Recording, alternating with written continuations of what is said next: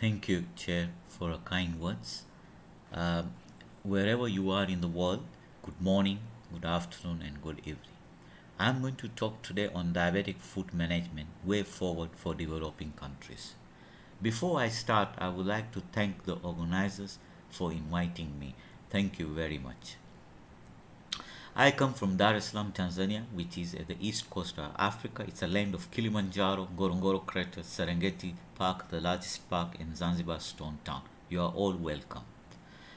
As we are all aware, diabetes prevalence is increasing in all over the world, and you can see the highest increase would be in Africa, followed by MENA region, Southeast Asia, and South and Central America. As diabetes is going to increase, diabetes complications are also going to increase: retinopathy, nephropathy, stroke, cardiovascular diseases. And what we are going to talk today is on diabetic foot, which is 60% of non-traumatic lower limb amputations occur due to diabetes patients. Let's look at the diabetic foot complications. What is the real situation on the ground? Food complications worldwide, there is a parallel increase in diabetes, and same thing will be increase in diabetes complication. Of these complications, foods are predominant major health problems, main cause of prolonged hospital admissions. Cost will not be sustainable by the patients, families, relatives, and in large the nation. Commonly have an infectious etiology in our setups and are associated with peripheral neuropathy and arterial disease. Gangrene and infections are the most common underlying reason for foot amputations. True prevalence in developing world will never be uh, known because it will be always underestimated. We never know what is happening in rural area. Published reports indicate delayed presentation is important risk factors, and most of the patients who need amputations die before the surgery due to infection in our setup.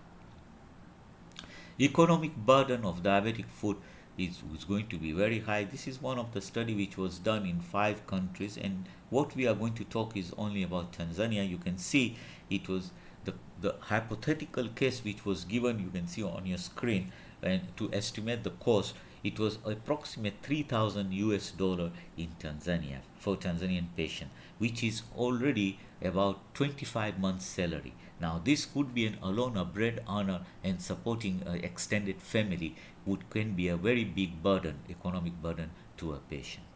So economic burden is there. Socio-economic factors, we have not finished with these socio-economic factors in our setup of the countries: barefoot walking, inappropriate footwear, home treatment, tendency of patient to see herbal or herbalist or healer, rodent bites, lack of awareness, podiatric service is almost non-existing. Then we have a non-ulcerative pathology of ulcers. This is because of us doctors, where the patient comes to the clinic and we have a heavy clinic.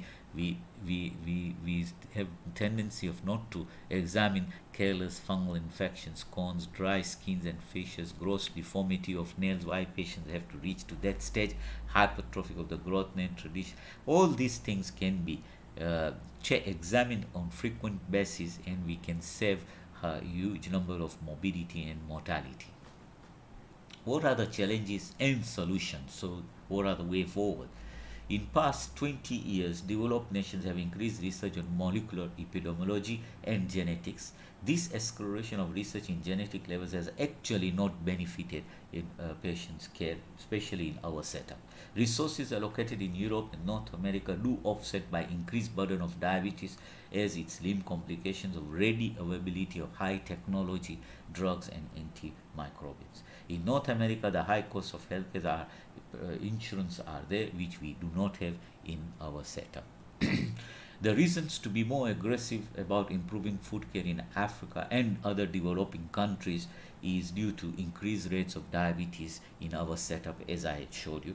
So the complications are also going to increase. At the moment, food complications rather than arterial disease are more commonly associated with diabetes in our setup and can be preventable. The major challenge remains in diabetic poor resource countries setups like Tanzania.